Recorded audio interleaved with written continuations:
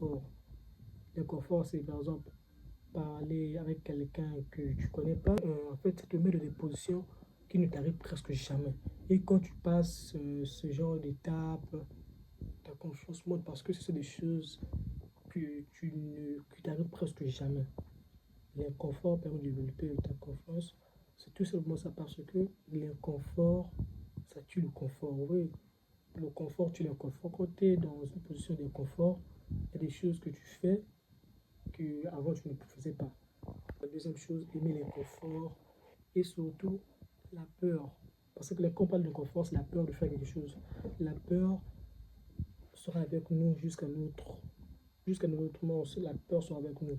Il faut, il faut maintenant savoir comment l'utiliser. Parce que quand il y a la peur, c'est un signal. Du genre que quand tu as peur, tu te dis que donc, je dois obligatoirement faire cette chose pour ne pas avoir peur. Parce que si tu fais cette chose, tu n'auras plus peur. Parce que quand la peur est là, c'est la première fois que tu puisses. Parce que toute notre première fois de faire une chose, de lancer un business, ou bien tout, premier jour de l'école, premier bec, bon, il y a cette peur. Donc cette peur te dit que c'est la première fois. Donc quand tu vas revenir encore, cette peur va disparaître. C'est pour dire en réalité que l'inconfort est là. La peur sera toujours avec nous. Ça nous aide même. Donc la deuxième chose, aimer l'inconfort. Pas que je dis aimer l'inconfort, mais du genre, n'ayez pas peur de l'inconfort.